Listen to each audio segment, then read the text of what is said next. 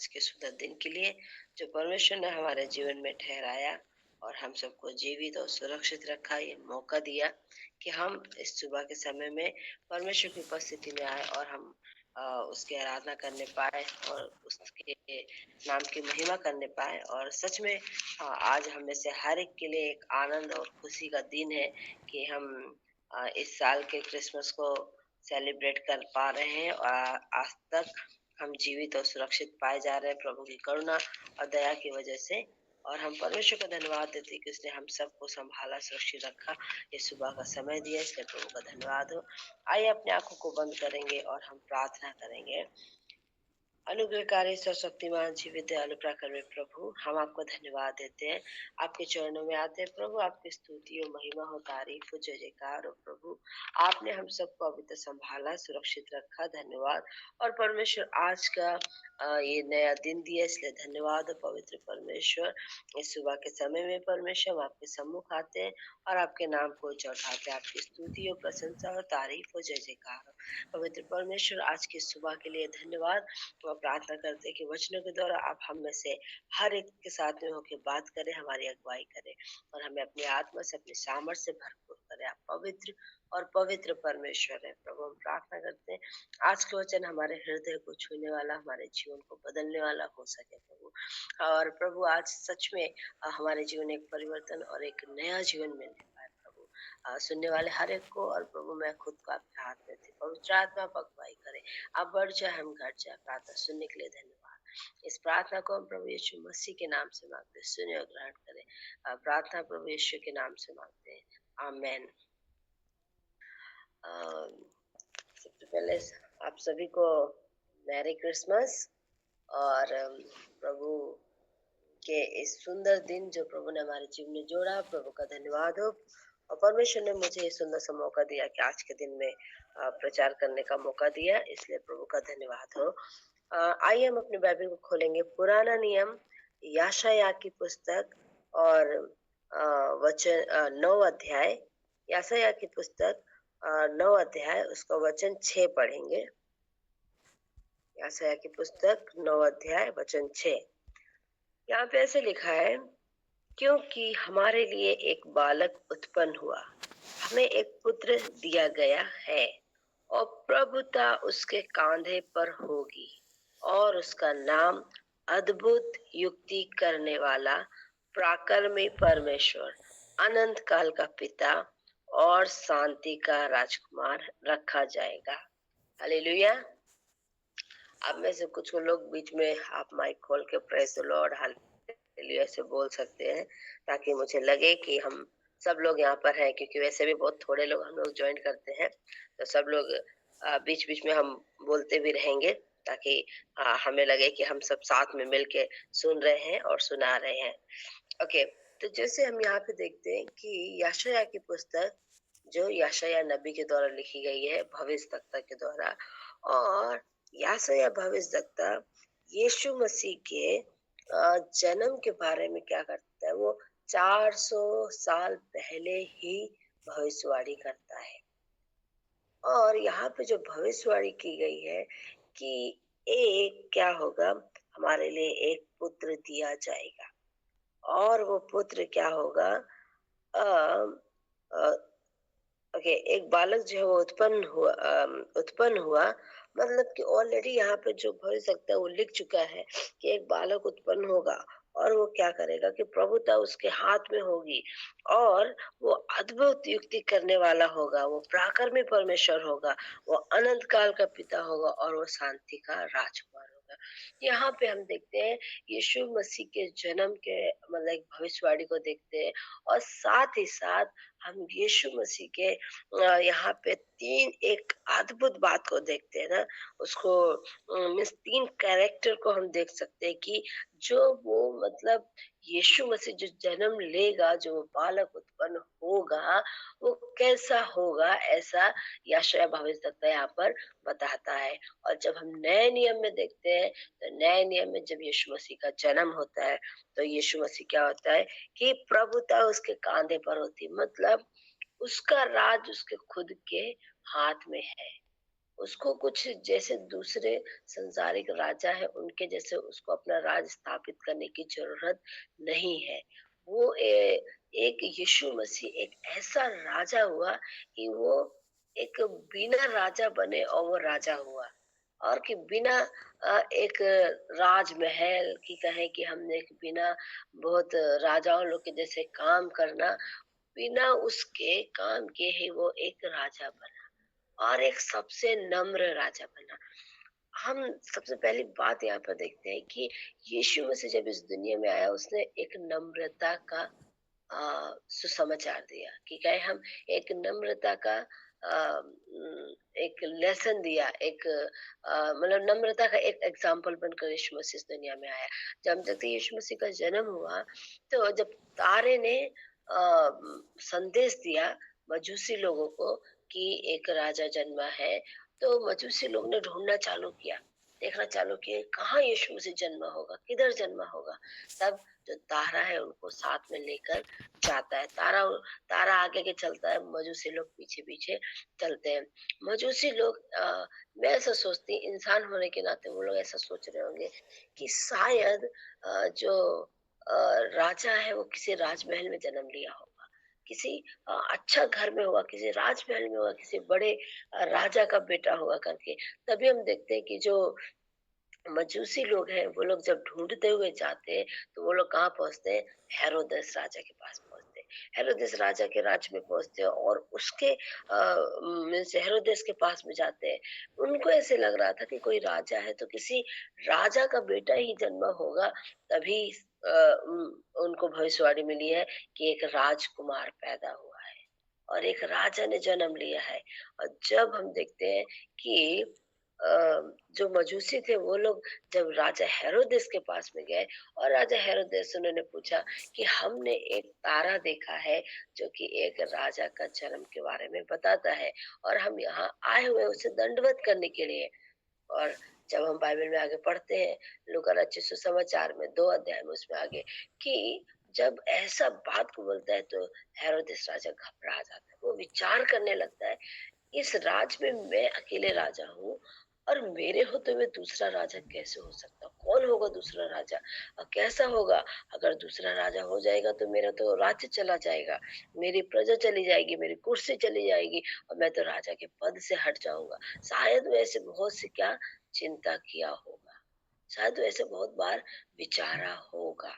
लेकिन यहाँ पे वचन कहता है कि जो मजूसी लोग थे उनको परमेश्वर ने जो हेरोदेस था वो कहता है ठीक है, आप राजा का पता लगाओ, उस बालक का पता लगाओ और मुझे भी बताना कि मैं भी जाके क्या करूं, उसको दंडवत करूं, मैं भी उसको जाके दंडवत करूं, मैं भी उसको जाके मिलूं। लेकिन जैसे ही मजूसी लोग वो तारे के इशारे में जा रहे थे, तारे के पीछे पीछे जा रहे थे, मजूसी लोग को बिल्कुल भी एक आइडिया नहीं था, उनको बिल्कुल भी पता नहीं था, बिल्कुल भी उन्होंने सोचा भी नहीं होगा ये राजा, और वो भी एक गौशाले में, वो भी एक चरनी में उसने जन्म लिया, ऐसा हो सकता है उनके मन में भी शायद नहीं आया होगा। लेकिन जैसे ही बाइबल बताती है कि जैसे ही जहाँ पे यीशु मसीह का जन्म हुआ था उस चरनी के सामने, उस घर के सामने जो तारा था वो रुक गया और मजूसी लोग वहां पे ही जाके रुक गए। अब मैं सोचती शायद वो लोग सोच रहे होंगे ऐसी जगह में यहाँ कहाँ होगा, वो लोग इधर उधर विचार कर रहे होंगे, देख रहे होंगे। लेकिन जब तारा जिस घर में ठहरा हुआ उस घर में गए, उन्होंने देखा कि यीशु मसीह,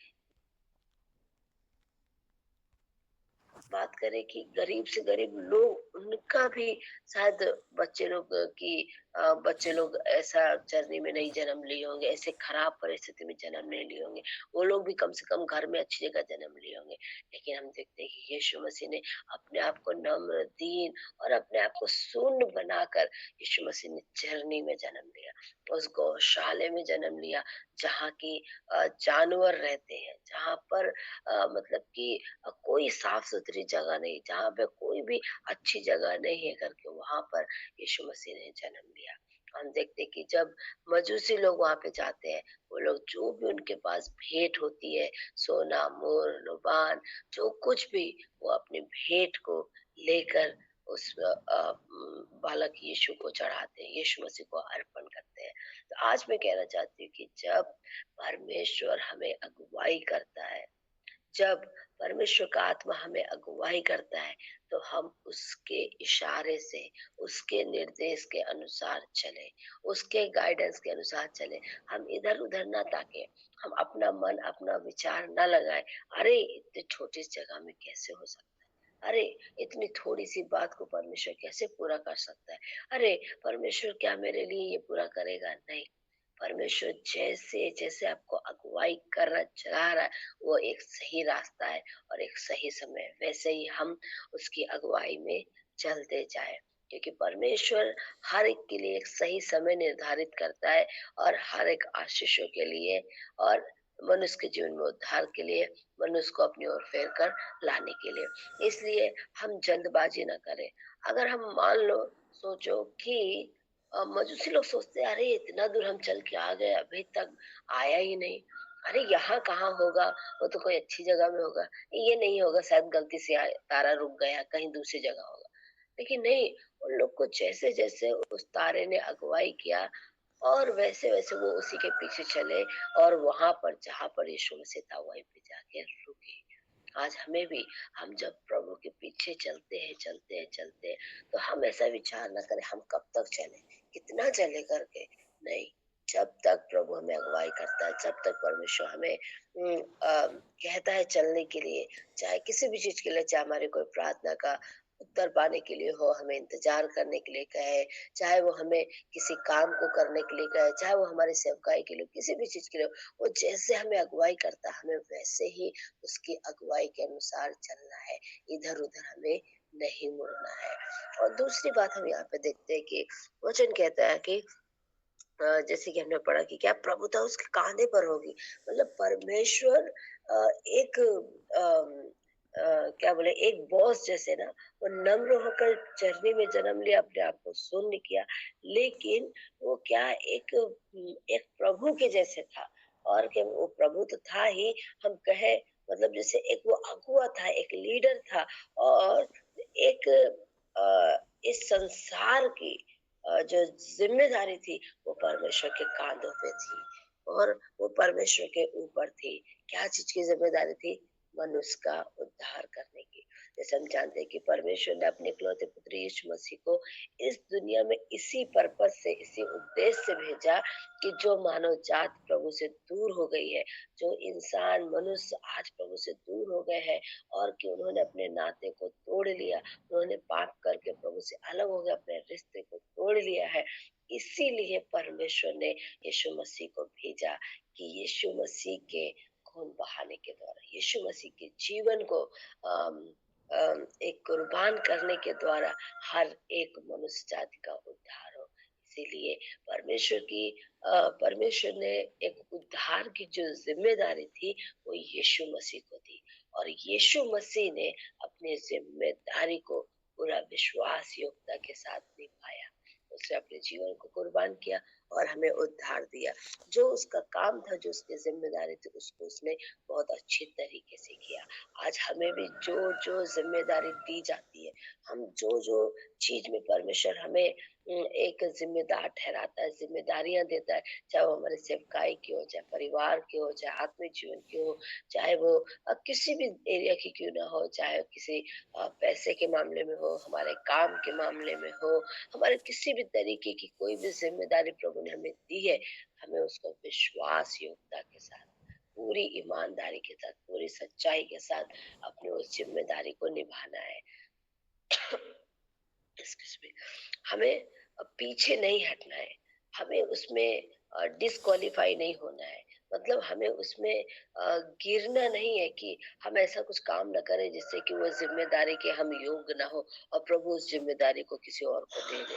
हम अपनी जिम्मेदारी को जो प्रभु ने दिया है, उसको ईमानदारी सच्चाई के साथ और एक विश्वास योग्यता के साथ पूरी करें, जैसे कि यीशु मसीह ने किया।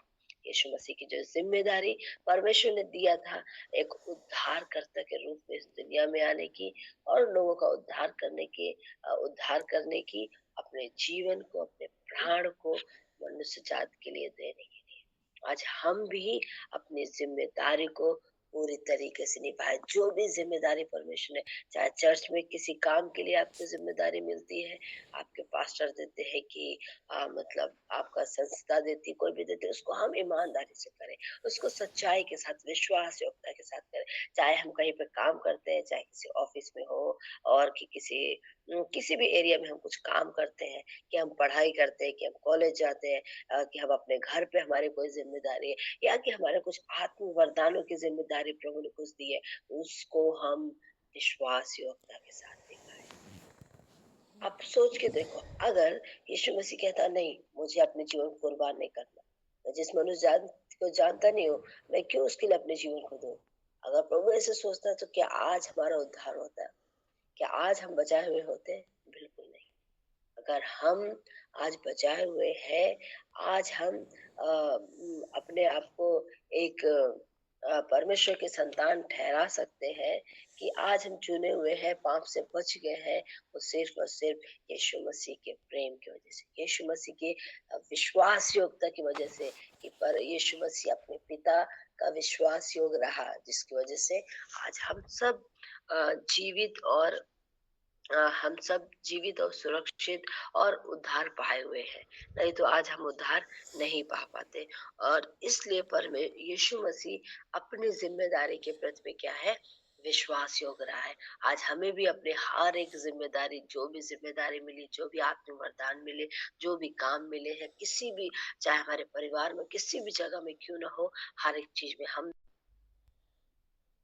किसी भी यीशु मसीह के, परमेश्वर के लोगों ने, बाइबल में कोई भी परमेश्वर के दास ने जब यीशु मसीह का नाम लिया, परमेश्वर का नाम लिया, परमेश्वर के नाम से उन्होंने अद्भुत अद्भुत काम किए, उन्होंने बड़े बड़े काम किए।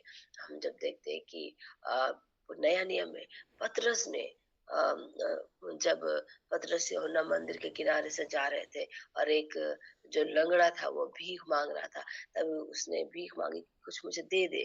तब पतरस कहता है कि मेरे पास तो कुछ भी नहीं है देने के लिए, मैं तुझे यीशु मसीह के नाम से कहता हूँ, तो उठ, खड़ा हो और चल। और हम देखते हैं वैसे ही दूसरे घड़ी, जो वो लंगड़ा व्यक्ति था, उसके पाँव, वचन कहता है कि उसके पाँव में बल आ गया, और वो खड़ा हुआ और वो चलने लगा। मंदिर में जितने भी आने जाने वाले लोग थे, और जो कि उस परमेश्वर के भवन में लोग आने जाने वाले लोग थे, वो लोग अचंभा किए। वो लोग विचार करने लगे कि ये वही व्यक्ति है कि कोई दूसरा है। लोग सोचने लगे, यहाँ पे जो बैठता था कहाँ गया, आज वो आया क्यों नहीं? ऐसे वो लोग विचार करने लगे। लेकिन बाद में वही व्यक्ति क्या करता है, वो अपने आप को दिखाता है, बताता है कि परमेश्वर के यीशु मसीह के नाम से चंगाई मिली। और वो जाके राजा को और दूसरे लोगों को जाके बताता है कि कैसे पतरस ने यीशु मसीह के नाम से उसे चंगा किया। आज सच में यीशु का नाम पराक्रमी है। और अगर हम आज के समय की बात करें, आज भी यीशु मसीह के नाम से अद्भुत काम होते हैं। आज भी यीशु मसीह अद्भुत काम कर रहा है। आज भी यीशु मसीह के नाम से परमेश्वर के लोग अद्भुत काम कर रहे हैं। आज भी परमेश्वर के नाम अद्भुत काम करने के योग्य है।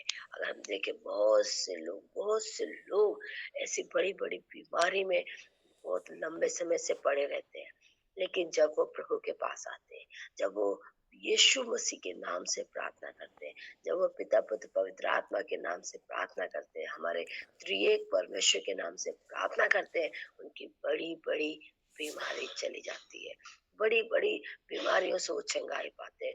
बहुत से लोग आज बहुत से दुष्ट आत्माओं से, शैतान के बंधनों से घिरे हुए हैं, लेकिन जब वो अपने जीवन को प्रभु को समर्पित करते हैं, जब वो उनके लिए कोई प्रार्थना करता है यीशु मसीह के नाम से, वो सारे बंधनों से आजादी पाते हैं। बहुत से लोग आज अलग अलग तरीके से बीमारियों से, शैतान के बंधनों से, और उनके बहुत बड़े बड़े काम जो होना असंभव है, जब वो यीशु मसीह को पुकारते हैं, यीशु मसीह के नाम से वो विनती करते, प्रार्थना करते, तो अद्भुत बड़े बड़े काम उनके हो जाते हैं। वास्तव में इसीलिए वचन कहता है, इसीलिए जो यशायाह भविष्यवक्ता है वो कहता है कि ये उसका जो नाम क्या है, अद्भुत युक्ति करने वाला पराक्रमी परमेश्वर होगा। और वास्तव में और यीशु मसीह का नाम अद्भुत युक्ति करने वाला, वो पराक्रमी परमेश्वर आज भी वो पराक्रम के साथ अद्भुत काम करता है। लेकिन हमें जरूरत है कि हम उसके अद्भुत पराक्रमी नाम को पुकारें, उसके अद्भुत पराक्रमी नाम से प्रार्थना करें, ताकि प्रभु हमारा अद्भुत काम करे। हम चाहते तो हैं कि प्रभु हमारे जीवन में अद्भुत काम करे, लेकिन हम क्या है, उसके नाम को नहीं पुकारना चाहते, उसकी उपस्थिति में नहीं आना चाहते, उसके उससे प्रार्थना नहीं करना चाहते, विनती नहीं करना चाहते। लेकिन जब तक हम उसके नाम को नहीं पुकारेंगे, वो कैसे काम करेगा? उस आपको क्या जरूरत है, क्या काम है, क्या आप चाहते हैं, लेकिन जब तक हम अपनी योजनाओं को, अपने काम को और अपने बातों को प्रभु के सम्मुख नहीं रखेंगे, तो प्रभु कैसे करेगा? वो चाहता है कि मसीह के नाम से पुकारते, जब आप यीशु मसीह के नाम से कहते हैं, तब प्रभु अद्भुत काम को करते हैं। आज भी यीशु मसीह अद्भुत काम को करता है, आज भी उसके नाम से अद्भुत काम हो रहे हैं। मैं विश्वास करती हूँ आप में से हर एक के जीवन में यीशु मसीह ने कुछ ना कुछ अद्भुत काम किए होंगे, क्योंकि वो पराक्रमी परमेश्वर है। क्योंकि जो उसके नाम को पुकारता है, जो उसके नाम पे आशा रखता है, विश्वास रखता है, परमेश्वर से लज्जित नहीं होने देता, प्रभु उसको निराश नहीं हो देता, उसकी आशा को टूटने नहीं देता। इसलिए हम अद्भुत और पराक्रमी नाम में क्या करें, उसको पुकारे, उससे हम प्रार्थना करें, ताकि वो अपने अद्भुत और महान नाम की वजह से हमारे जीवन में अद्भुत काम करे। हालेलुया। अगर आज तक आप में से किसी ने भी, आपको ऐसा लग रहा है कि अरे ये मेरे लिए असंभव है, नहीं हो सकता, मुझे नहीं मिल सकता, मैं नहीं कर सकता हूँ करके, तो मैं परमेश्वर के प्रिय अब जितने लोग भी आज इस मीटिंग में जुड़े, मैं कहना चाहती हूँ प्रभु आज भी आपके लिए अद्भुत काम करने के लिए सामर्थ्य है। हालेलुया। मैं फिर से कहना चाहूंगी कि आज भी हमारा परमेश्वर अद्भुत काम हमारे जीवन में करने के लिए पराक्रमी है, वो संभव है, वो कर सकता है। अगर आप विश्वास करते तो आप कह सकते हैं hallelujah, praise the Lord. Hallelujah, okay, praise the Lord. और हम परमेश्वर के नाम की महिमा हो। Man hallelujah. आगे हम देखते हैं और उसका एक बात को कि उसका तीसरी बात को कि वो अनंत काल का पिता और शांति का राजकुमार रखा जाएगा। मतलब ये तीन बात सिर्फ उसके नाम के बारे में बताई गई ना, कि उसका जो नाम होगा वो क्या होगा, कि अद्भुत युक्ति करने वाला, पराक्रमी परमेश्वर और अनंत काल का पिता। सच में अगर हम संसारिक पिता की बात करें, संसारिक पिता कुछ समय के लिए, शायद हमारे साथ 10 साल, 20 साल, 30 साल, 50 साल, 60 साल, इससे ज्यादा नहीं। संसारिक पिता हमारे साथ 60-70 साल तक रह सकते हैं, लेकिन जो स्वर्गीय पिता है, जो यीशु मसीह है, वो क्या है, अनंत काल का पिता है। मतलब he will never leave us, never forsake us। वो एक ऐसा पिता है जो हमें कभी छोड़ के नहीं जाएगा, ना कभी छोड़ेगा, ना त्यागेगा, और वो हमेशा हमारे साथ रहेगा। जैसे वचन कहता है कि वो हर दिन के लिए कहता है मत डर, मैं तेरे साथ हूँ। जैसे बाइबल बताती है कि बाइबल में 366 टाइम ना, और 366 बार ऐसा लिखा है तुम मत डर। इस वायदे को प्रभु ने 366 बार किया है। यहाँ तक कि साल में कितना, 365 दिन होते हैं, और जो लिपि ईयर होता है उसमें 366 दिन होते हैं। यीशु मसीह वो एक दिन को भी परमेश्वर नहीं भूला कि एक दिन के लिए उस दिन ना कहे कि मत डर। यीशु मसीह परमेश्वर ने क्या है, हर एक दिन के लिए हमसे कहा है तू मत डर, मैं तेरे, तू मत डर, मैं तेरे साथ हूँ। चाहे उसको जब वो अकेले होता है तो क्या होता है, उसको डर लगता है, लेकिन जब उसका पिता उसके साथ होता है, उसकी माँ उसको हिम्मत आ जाने, ऐसे करके उनको एक हिम्मत आती है। और जब तक वो बड़े होते हैं, तब तक जब तक उनके माँ बाप जिंदा रहते, उनके माँ बाप उनके साथ रहते, उनके एक हिम्मत रहती है, उनको एक ऐसा रहता है कि बैक सपोर्ट ना, मेरे साथ मेरे माँ बाप है, कुछ भी बात होने से वो क्या करते हैं, अपने माँ बाप को बता सकते हैं, अपने माँ बाप से अगवा एक डिस्कस कर सकते हैं, कुछ भी सलाह ले सकते हैं और कुछ भी उन्हें मतलब कि कुछ भी बात होने से वो उनसे मदद ले सकते हैं, उनको बता सकते हैं, कह सकते हैं। लेकिन जब संसारिक माता-पिता नहीं होते तब लोग क्या करते हैं? बहुत से लोग सोचते हैं अब मैं कहाँ जाऊँ? किसके पास जाऊँ? अरे! मैं तो एक अनाथ के जैसे हो गया। अरे! मेरे साथ तो कोई नहीं है। अरे! मुझे सुनने के लिए कोई नहीं है। मैं अब क्या करूँगा करके ऐसे एक क्योंकि हम इतने लंबे समय से उनके साथ रहते हैं और हमारा दिल उनके साथ जुड़ा रहता है और अचानक से जब वो हमारे साथ नहीं होते हैं और कि हमसे वो अलग हो जाते हैं, इस संसार को अलविदा कह देते हैं और हमको बहुत दुःख होता है। हम विचार करते हैं काश वो हमारे साथ होते कितना अच्छा होता। लेकिन संसार वचन कहता है कि क्या एक माँ अपने बच्चे को भूल सकती है, लेकिन परमेश्वर अपने लोगों को कभी नहीं भूलता है। परमेश्वर कभी नहीं छोड़ता, कभी नहीं त्यागता। मैं आप में से हर एक से कहना चाहूँगी कि आज परमेश्वर हमसे भी वादा करता है कि वो हमें कभी नहीं छोड़ेगा। लगेगा क्यों? क्योंकि वो अनंत काल का पिता है। वो 1 दिन, 2 दिन, 1 साल, 2 साल, 5 साल, 20 साल, 50 साल, 70 साल का पिता नहीं है। वो अनंत काल का पिता है। मतलब आप जब तक इस संसार में हैं तब तक का वो आपका पिता है। और इस संसार के बाद जब आप स्वर्ग में परमेश्वर के साथ होंगे तब भी वो आपका पिता है। आप कैसे पिता को चुनना चाहेंगे? आज मेरा सवाल है, हम किस तरीके के पिता को चुनना चाहेंगे? सिर्फ संसार में जो भरमाने वाले हैं, जो हमें एक गलत रास्ते में ले जाने वाले हैं। मैं हमारे शारीरिक आत्मा माता-पिता की बात नहीं कर रही, लेकिन आत्मिक तौर से हम किस तरीके के पिता को चुनना चाहेंगे? किस तरीके के पिता के पीछे चलेंगे? जो हमारे लिए वास्तव में एक उदाहरण है और वास्तव में जो हमारे साथ अनंत काल के लिए रहेंगे, जिसने सच्चा वादा हमसे किया है या फिर जो हमें डिसगाइड करे, जो हमें पाप में लेके जाए, जो हमें गलत रास्ते में लेके जाए और कि जो हमें झूठा वादा करके और हमारे साथ एक चीटिंग जैसे करे, ऐसे ऐसे पिता। आज हम देखते हैं गैर मसीह में जाते हैं और कि गैर मसीह लोगों के बीच में उनके बहुत ढेर सारे पिता है ना, उनके बहुत ढेर सारे पिता है, माता है और बहुत कुछ है करके। लेकिन परमेश्वर कहता है कि हमारा पिता क्या है? अनंत काल का पिता है। मुझे नहीं मालूम जो गैर मसीह लोग हैं उनके पिता उनके साथ कैसा, उनके आत्मिक पिता कैसा उनके साथ में वादा करते हैं, कैसा उनके साथ बोलते हैं कि मैं स्वर्ग में हूँ, मैं तुम्हें भी स्वर्ग ले जाऊंगा, कि मैं अनंत काल का पिता हूँ, मैं तुम्हें अनंत काल का जीवन दूंगा। मैंने कभी ऐसा नहीं सुना। लेकिन हमारी बाइबल बताती है कि परमेश्वर क्या है? वो अनंत काल का पिता है और वो अनंत काल का हमारा पिता बन के रहता है। अनंत काल तक वो हमारे साथ रहेगा, वो हमें कभी नहीं छोड़ेगा।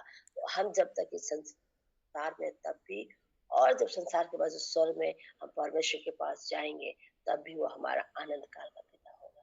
तो आइए हम अपने परमेश्वर को एक अनंत काल के पिता को अपने जीवन में चुने कि हमारा अनंत काल का पिता हमारे साथ रहे, वो हमारी अगुवाई करे, वो हमें चलाए और हम उसके इच्छा मर्जी के अनुसार चले।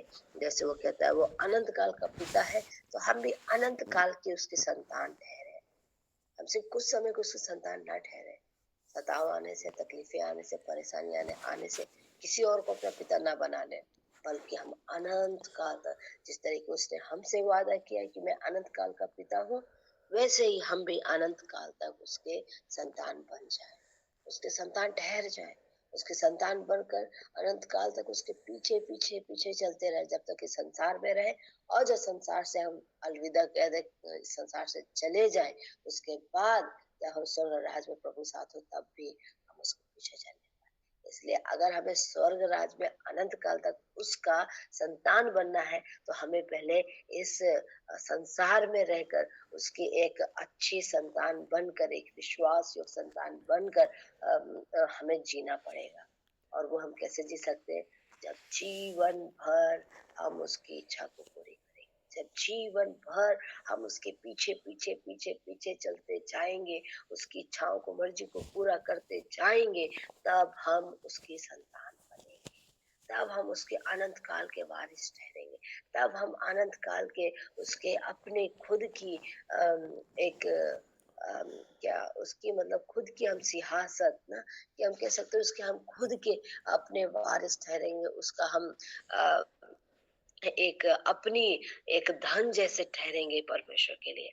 तो इसलिए हम परमेश्वर को अपना अनंत काल का पिता चुने, और हम उसके अनंत काल की संतान बनने के लिए इस संसार में जब तक है, संसारिक जीवन में हम हमेशा के लिए उसकी संतान बनकर जिए। Hallelujah, praise the Lord. Hallelujah. और आखिरी हालेलुया। बात कहता है कि शांति का राजकुमार ना, प्रेज द लॉर्ड, हालेलुया। शांति का राजकुमार, जैसे कि यीशु मसीह को कहा गया है, वो क्या है? प्रिंस ऑफ पीस, शांति का राजकुमार है। सच में हमारा परमेश्वर यीशु मसीह, हम देखते हैं कि उसके जीवन में अ, मतलब उसका शुरुआत से लेके जहां जहां यीशु मसीह गए, जहां जहां यीशु मसीह ने मतलब कि यात्रा के दौरान हो, कि सेवकाई के दौरान हो, कि यीशु मसीह जहां जहां पे गए, जिस जिसके साथ रहे, उसके जीवन में क्या हुआ? प्रभु ने शांति दी, उसके जीवन में शांति आई, परमेश्वर ने उनको शांति दिया, और शांति उनके जीवन में बनी रह गई। हमारा परमेश्वर झगड़ा कराने वाला, गुस्सा कराने वाला, लड़ाई कराने वाला, लोगों के बीच में एक फूट डालने वाला, कि लोगों को बैर उत्पन्न करने वाला, ऐसा हमारा परमेश्वर नहीं है। हमारा परमेश्वर जो है वो शांति का राजकुमार है। वो खुद भी शांति, एक शांति को उत्पन्न करता है, शांति में रहता है, और वो दूसरों को भी शांति देता है। हमारा परमेश्वर एक शांति के लिए एक उदाहरण है, वो हमारे लिए एक रोल मॉडल है, कि किस तरीके वो जहाँ कहीं भी जाता था, वहाँ शांति, आनंद, खुशी, प्रेम आती थी। जो आत्मा के 9 फल है, वो सबसे पहले हम यीशु मसीह के ही जीवन में देखते हैं, और यीशु मसीह के जीवन के द्वारा ही हम सीखते हैं कि वो आत्मा के फल हमारे जीवन में भी होने चाहिए। हमें भी अपने क्योंकि एक कोई संतान है, कोई बेटा है कि बेटी है, वो कैसे अपने पिता के गुणों के द्वारा पहचाना जाता है ना, मीन्स पिता के द्वारा वो पहचाना जाता है कि हाँ, ये इसका पिता है करके। अच्छा, इसका ये बेटा है। कोई ये नहीं कहता है कि अच्छा इसका ये पिता है, नहीं, क्योंकि पिता पहले ही क्या है? जो पिता है, जो कि एक बाप है, वो पहले संसार में आया, और जब संतान होती है वो बाद में संसार में आती है। तो जब कभी भी कोई एक हमें आइडेंटिफाई करे, हमारी पहचान दे, तो कोई ऐसा नहीं कहेगा कि ये उसकी संतान है, लेकिन क्या कहेंगे? आज हम अगर देखें कि लोग क्या कहते हैं, ये यीशु मसीह को मानने वाले हैं, अरे ये तो यीशु मसीह के लोग हैं, अरे ये लोग तो हालेलुया बोलने वाले हैं, अरे ये लोग तो चर्च जाने वाले लोग हैं, अरे ये लोग तो क्रिश्चियन लोग हैं। क्रिश्चियन मतलब यीशु मसीह के फॉलोवर हैं, यीशु मसीह का अनुसरण करने वाले हैं। हम आज जो हमारी पहचान है, वो क्या है? हमारे पिता के नाम से, हमारे पिता से हमारी पहचान है।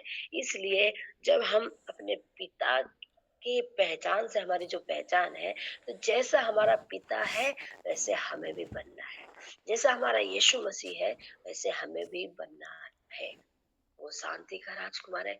हम भी जहाँ पे खड़े होते हैं, हम भी जहाँ काम करते हैं, हम भी जहाँ लोगों के बीच में जाते हैं, हम वहाँ पे एक शांति के सुसमाचार को लेके जाए, हम वहाँ पे शांति फैलाएं, ना कि लोगों के बीच में लड़ाई झगड़ा फूट बैर। जहाँ दो परिवार अच्छे से रह रहे हो, और हमारे जाने से, हमारी चुगली करने से, हमारे से बात बोलने से उनमें फूट आ जाए, उनमें लड़ाई हो जाए, झगड़ा हो जाए, और वो बहुत सालों सालों तक एक दूसरे से बात भी ना, हम इस तरीके ना बने।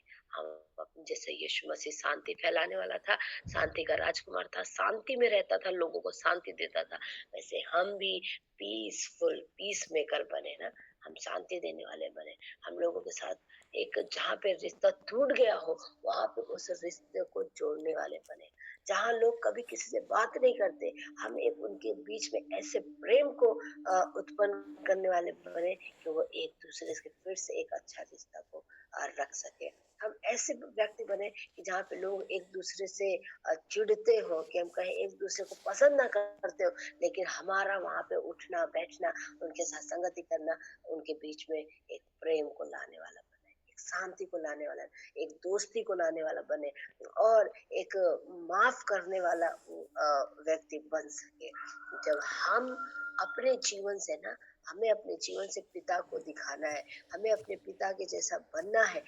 जब हम अपने जीवन से यीशु मसीह को दिखाएंगे, तब लोग क्या करेंगे, यीशु मसीह को जानेंगे। एक दिन मैं एक प्रचार सुन रही थी और एक प्रचारक ऐसे बोल रहे थे, लोग मसीह लोगों को नहीं चाहते, लोग मसीह मसीह को नहीं चाहते, लेकिन मसीहत को नहीं चाहते हैं, ये मसीह के लोगों को नहीं चाहते, लेकिन वो क्या चाहते हैं, मसीह के गुणों को चाहते हैं।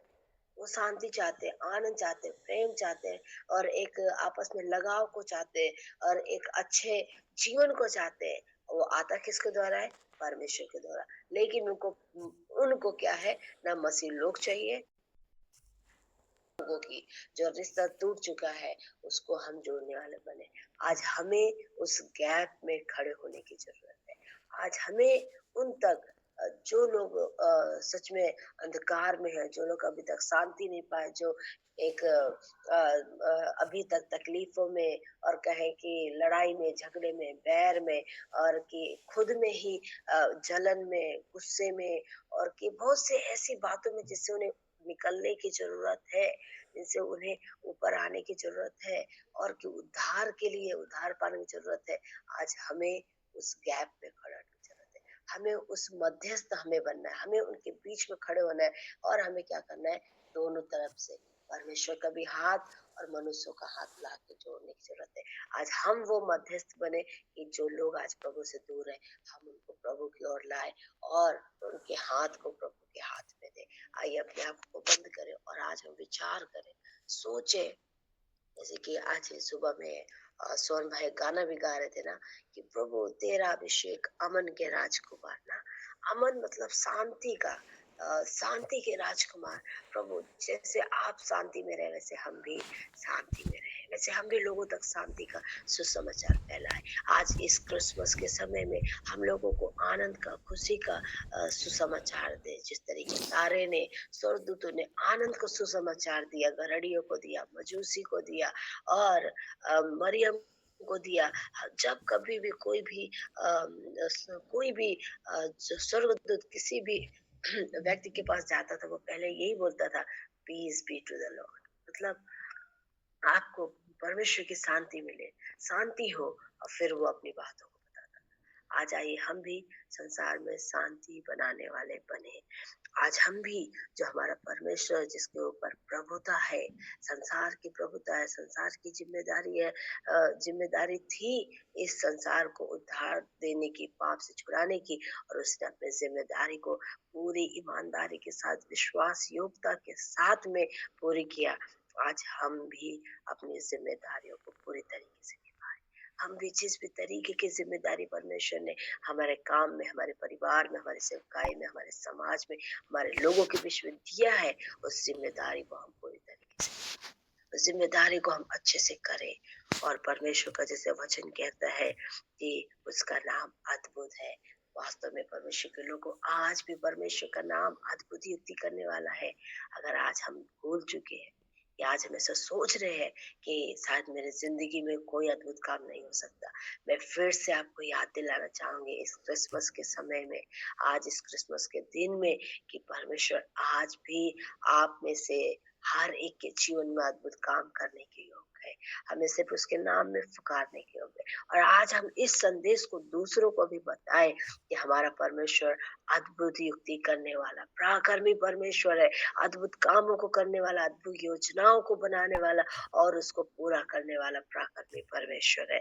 हमारा परमेश्वर अनंत काल का पिता है। अगर आप में से कोई भी ऐसे सोचते कि हम, मेरा साथ, मेरे पिता नहीं, मेरे माँ नहीं, मेरे साथ कोई नहीं है, मेरा कोई साथ देने के लिए, मुझे संभालने के लिए, मेरी बात को सुनने के लिए, मुझे सपोर्ट करने के लिए, मुझे गाइड करने के लिए, आज मैं कहना चाहूंगी, सच में परमेश्वर का आत्मा हमें अगुवाई करता है। परमेश्वर जैसे हमसे वादा किया है कि मैं अपनी आत्मा तुम्हें दिए जाता हूँ, मैं अनंत काल तक तुम्हारे साथ रहूंगा। और आज फिर से जैसे वचन में भी देखा कि परमेश्वर का वचन कहता है कि वो अनंत काल का पिता है, वो कभी नहीं छोड़ेगा, कभी नहीं त्यागेगा, वो हमारे जीवन के हर एक दिन में हमारे साथ रहेगा।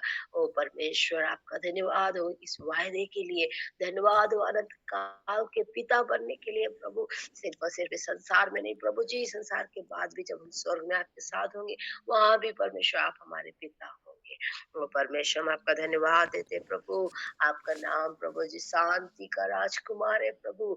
आज हम भी आपके जैसे आपके संतान ठहर कर एक शांति का परमेश्वर संतान बने। हम लोगों के बीच में शांति लाने वाले बने। हम लोगों को परमेश्वर आपके उस शांति को, सुसमाचार को, उस आनंद के सुसमाचार को, उस खुशी के सुसमाचार को, उस उद्धार के सुसमाचार को, उस अनंत जीवन को पाने के सुसमाचार को लोगों तक बता नहीं पाए, कह नहीं पाए।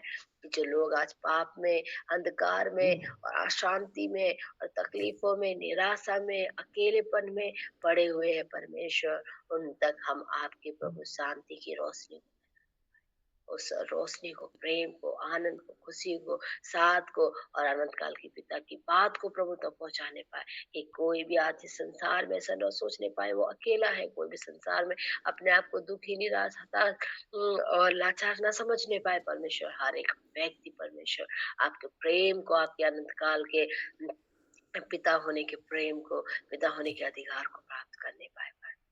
ओ पवित्र परमेश्वर, सच में आप वो महान पिता है प्रभु। हमें जो पिता परमेश्वर, वो दूरियां थी, जो हमारा रिश्ता टूट गया था, उसको परमेश्वर आपने फिर से जोड़ दिया, फिर से नया किया और आप इस संसार में आए कि हम परमेश्वर अनंत जीवन पाए, हम परमेश्वर उद्धार को पाए और नया जीवन प्राप्त करें प्रभु। हम आपको धन्यवाद देते हैं प्रभु जी, आपकी उपस्थिति में आते हैं प्रभु जी। धन्यवाद हो परमेश्वर अपने जीवन को देने के लिए। धन्यवाद परमेश्वर यीशु मसीह को इस संसार में हमारे लिए भेजने के लिए प्रभु। आज वास्तव का प्रभु जी एक क्रिसमस हर एक के जीवन में होने पाए। आज वास्तव में प्रभु जी आप एक आत्मिक रूप से हर एक के जीवन में जन्म लीजिए, ताकि परमेश्वर आप उनके जीवन में, उनके हृदय एक चरनी के समान वो उसको तैयार करने पाए। और प्रभु आप उनके जीवन में जन्म लीजिए और उनके जीवन में एक असली का, एक वास्तव का क्रिसमस होने पाए। ओ पवित्र प्रभु, आप हर एक को आशीष दीजिए प्रभु जी। आज के दिन में हर एक को प्रभु जी आप अनुग्रह करें, दया करें। ओ प्रभु जी हर एक को आप ब्लेस करें प्रभु जी, आज के वचनों के द्वारा। धन्यवाद प्रभु जी, धन्यवाद।